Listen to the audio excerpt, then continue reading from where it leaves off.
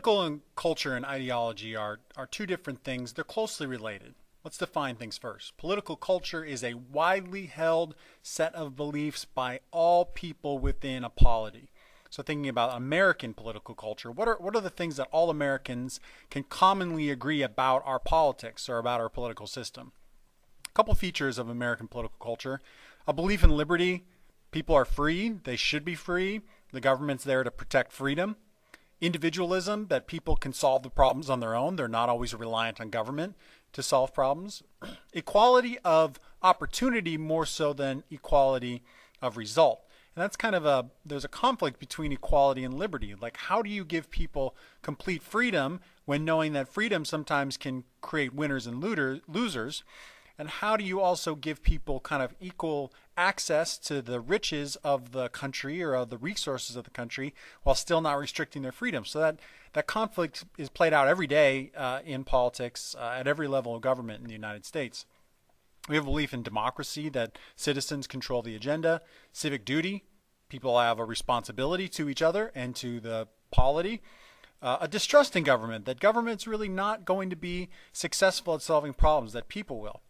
Political efficacy is defined as knowing what you can do politically to create change and then being able to do that and then doing that, effectively creating that change. So it's the knowledge of knowing how to use the political system and then using the political system to your advantage is political efficacy. Very few people have high political efficacy. How many of us think that we really can change the government effectively? Political tolerance, pragmatism, get the job done, and a belief in justice. Now, ideology is something a little bit more specific than culture. Ideology shows differences amongst us, whereas political culture shows similarities. And putting names on these things is very difficult, but we're going to try. In the United States, we typically have two sides of a political spectrum. We have a left side and a right side. And this can be applied to a lot of different Western democracies or a lot of different governments all over the world as well. And just some basic definitions.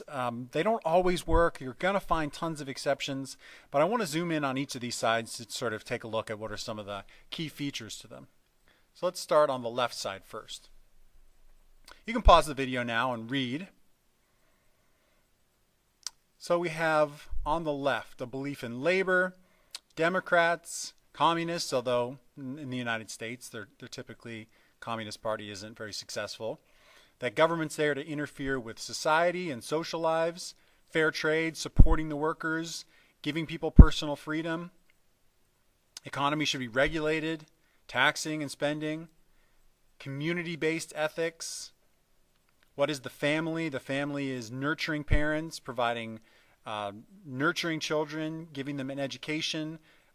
Children get education in openness, empathy, and reflection, and then that turns into an urban, educated,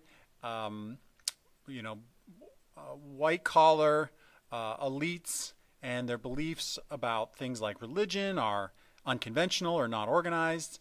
Rights must be observed. Criminals should be cared for as citizens as well. Things like homelessness.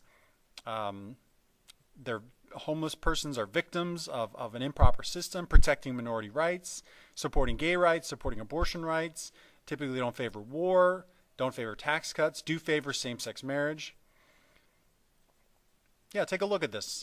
Not all of them are true, or not all of them are consistent, but it's definitely helpful to have just broad strokes, and we can focus in on more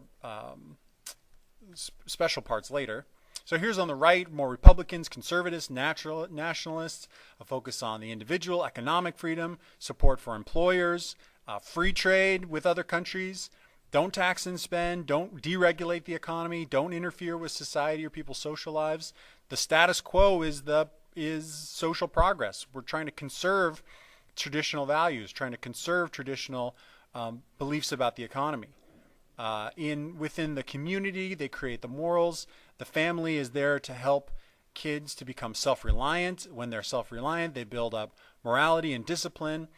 They become self-reliant adults, typically live in rural settings, more of a blue-collar vocation, beliefs in organized religion, don't interfere with other people's rights. Criminals choose to be criminals, and homelessness is a result of poor work ethic, a sort of survival of the fittest mentality. Typically less supportive of gay rights or abortion rights, more supportive of war, less supportive of same-sex marriage, belief in God, and upholding order, keeping crime and punishment down through strict government intervention, but keeping government hands-off stuff like taxing and spending. So again, pause the video and take a look at this and try to understand with broad strokes, what does it mean to be on the left or on the right?